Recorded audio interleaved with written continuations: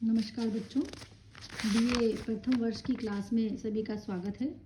आज हम 5वां अंक अब इसका अध्ययन करना प्रारंभ करेंगे और 5वें अंक के आधार पर ही इस नाटक का नाम स्वप्न वासवदत्तम रखा गया था। इसमें इस प्रकार का कथानक प्रारंभ होता है।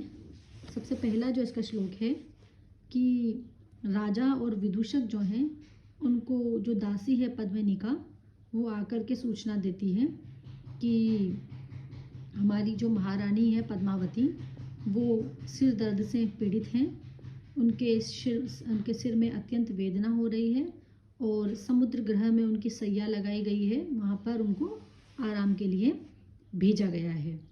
तो जब ये बात राजा सुनते हैं तो राजा उदयन चिंता में पड़ जाते हैं और वो क्या कहते हैं, श्लाघ्यम अवंती नृपतेः सदृश्यम तनुजा काल क्रमेण पुनरागत भारः लावाणके हुतवहेन हतांग यष्टिम ताम पद्मिनी हिमहिताम इव चिंतयामि। कि जब पहले मेरा जो विवाह हुआ था एकदम श्लाघ्य प्रशंसनीय अवंती नृपते तनिया, अवंती राजा की पुत्री, यानी कि कहने का मतलब जो वासवदत्ता थी उसके साथ मेरा विवाह हुआ था और मैं बहुत उसके वो लेकिन उसी के समान वो जल करके मर गई थी। वो मैं बहुत प्रसन्न था और काल क्रमेण पुनरागत भार, काल के क्रम से मेरे ऊपर फिर से भार आ गया है। कौन सा भार आ गया है मेरे ऊपर? कि मेरे ऊपर फिर से ये भार आ गया है पत्नी के रूप में। पत्नी के रूप में मुझे पद्मावती फिर से प्राप्त हुई है जो कि सब गुणों से संपन्न है। और लावाणके हुतवहेन हतांग यष्टि, लावाणक नाम के गांव में शरीर के जल करके हुतवहेन, शरीर के जल करके नष्ट हो जाने के कारण मैं जो वो मुझे घटना याद आती है कि किस प्रकार से वासवदत्ता लावाणक नामक गांव में जल करके मर गई थी, तो तब मुझे वो घटना याद आती है। तो ताम पद्मनि हिम हतामिव चिंतयामि, तो मैं इस पद्मावती के लिए भी चिंता करता हूँ। जैसे कि कोई कमलिनी होती है, पद्मिनी होती है, वो पद्मिनी हिम हताम, हिम से हत हो करके, हिम यानी कि बर्फ से, यानी किसी भी प्रकार के जो ओले वगैरह पड़ते हैं उनसे हत, उनसे मारी जा सकती है, मुरझा सकती है, ऐसी कमलिनी के समान चिंतयामी, मैं इसकी भी चिंता कर रहा हूँ।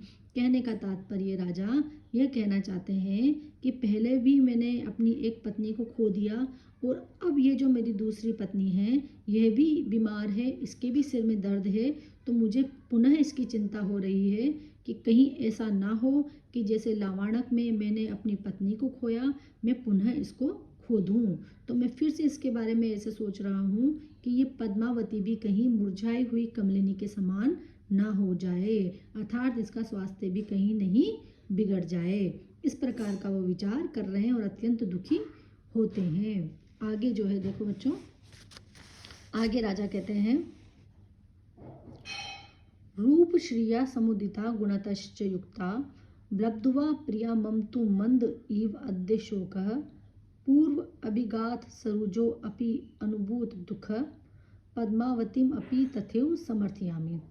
वो कहते हैं इस प्रकार से कि यह जो पद्मावती मुझे प्राप्त हुई है ये सब प्रकार से गुणों से संपन्न है, किंतु ऐसी परिस्थिति में मुझे फिर से दुख हो रहा है।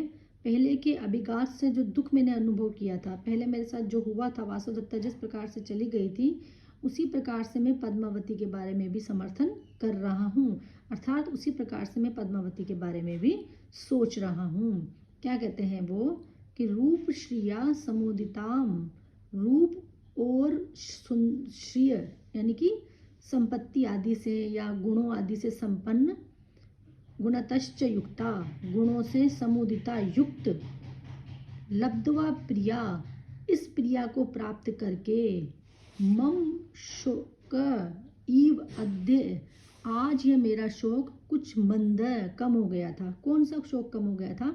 वासवदत्ता को खो देने का शोक मेरा कुछ कम हो गया था, क्योंकि मेरी जो ये प्रिया है, ये जो पद्मावती है, ये रूप श्रिय आदि सभी गुणों से युक्त है, तो इसको प्राप्त करके मेरा वासवदत्ता को कुछ मैं भूल गया था और वो शोक मेरा कम हो गया था। किंतु पूर्व अभिगात सरोजो अपि अनुभूत दुःखः पद्मावतीमपि तथैव समर्थयामि।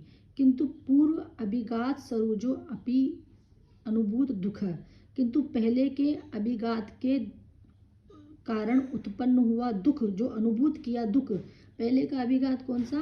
पहले मैंने वासवदत्ता को, जिसको मैं बहुत प्रेम करता था, उसको मैंने लावणक नामक गांव में जलते हुए मरते हुए देखा था। तो पहले का जो अभिघात था वो मेरे लिए बहुत भयंकर था। तो उससे मैंने जो दुख अनुभव किया था, तो मैं पद्मावती में अपि तथैव समर्थयामि, पद्मावती के लिए भी वैसा ही सोच रहा हूँ। अर्थात मैं ये सोच रहा हूँ कि कहीं ऐसा ना हो कि पद्मावती भी मुझे उसी प्रकार से छोड़ करके चली जाए जिस प्रकार से छोड़ करके मुझे रानी वासवदत्ता चली गई थी। क्योंकि पूर्व अभिघात और अब मेरा दुख कुछ कुछ वासवदत्ता को खोने का जो दुख था और रूप और गुणों से युक्त इस पद्मावती को पाके कम हुआ था। किंतु अब फिर से मेरी पुरानी यादें ताज़ा हो गई।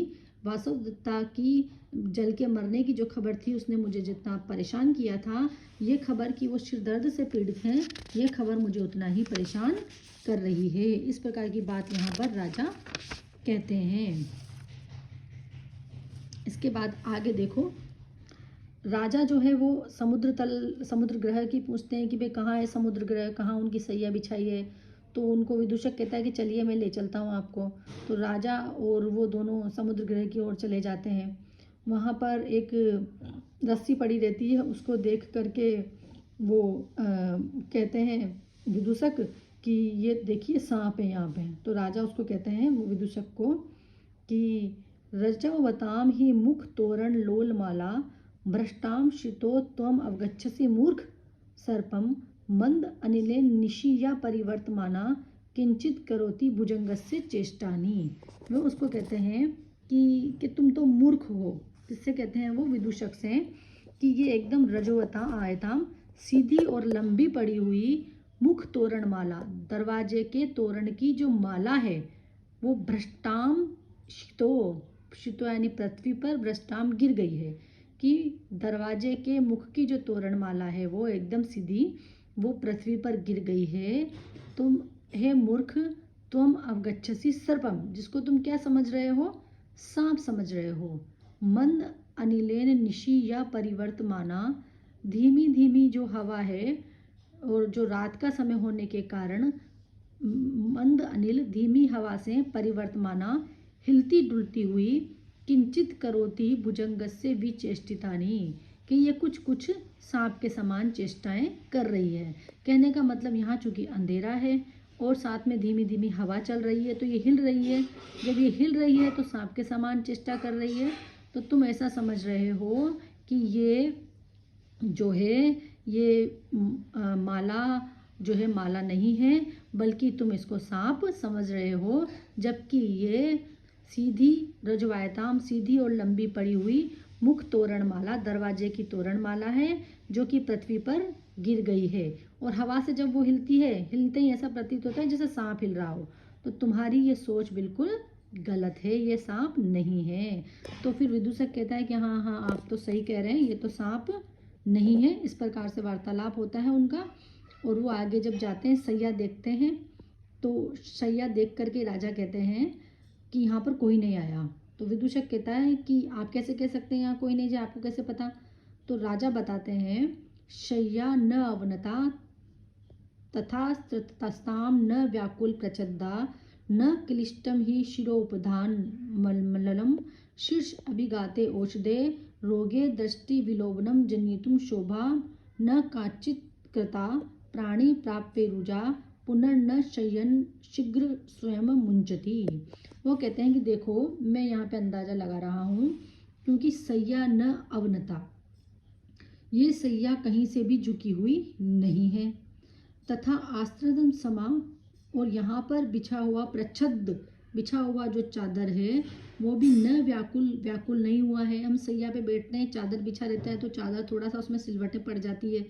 तो वो कहते हैं कि यहाँ का जो चादर है वो भी जैसा का जैसा ही है, उस पर भी कोई सिलवट नहीं पड़ी है। न क्लिष्टम ही शिरोपदान ममलम शीर्ष अभिघात औषधे, कि सिर के दर्द के कारण जो औषधियाँ लगाई जाती है, शिरोपधान के कारण जो भी मलहम वगैरह लगाए जाते हैं, उन सब से शिरोपधान, ये जो तकिया है, शिरोपधान यानी तकिया, न क्लिष्टम, गंदा नहीं हुआ है। कि अगर रानी पद्मावती यहाँ आई होती तो उनके सिर पर सिर दर्द मिटाने के लिए औषधियाँ लगाई जाती और उनसे ये तकिया गंदा हो जाता, किंतु ये तकिया भी गंदा नहीं हुआ है। रोगे दृष्टि विलोभनम जन्यतुम शोभा न काचित कृता, कि रोगी की दृष्टि को लोभित करने के लिए कोई शोभा भी यहाँ पर उत्पन्न नहीं की गई है। कहने का तात्पर्य ये है कि जब भी कोई व्यक्ति रोग से ग्रसित होता है तो ऐसी परिस्थिति में वहाँ पे कुछ शोभा की जाती है, कुछ इस प्रकार की चीज़ें लगाई जाती है कि जिससे उसका मन लगा रहे। तो लेकिन यहाँ पर तो रोगी की दृष्टि को खुश करने के लिए कोई शोभा भी नहीं की गई है। प्राणी प्राप्य रुजा, और प्राणी जो है प्राप्य रुजा, रोग को प्राप्त करके पुनर्न शयनम शीघ्र स्वयं उच्चति, शीघ्र ही सैया को इतनी जल्दी नहीं छोड़ता। कहने का तात्पर्य कि जब कोई भी व्यक्ति बीमार होता है, प्राणी बीमार होता है, तो इतनी जल्दी वो सैया का परित्याग नहीं करता। इन सब बातों से सिद्ध होता है कि यहाँ पर कोई भी नहीं आया है, सैया कहीं से झुकी हुई नहीं है, बिस्तर बिल्कुल ठीक है, सिर पे लगाने की औषधियों से भी कुछ भी गंदा नहीं हो रहा है और कोई शोभा यहाँ पे नहीं की गई है और प्राणी इतनी जल्दी सैया को छोड़ता भी नहीं है। इन सब चीज़ों से मैं अंदाज़ा लगा सकता हूँ कि यहाँ पर राजकुमारी पद्मावती जो है नहीं आई है। इस प्रकार की बात वो विदूषक को समझाते हैं। आगे का कर लेंगे बच्चों।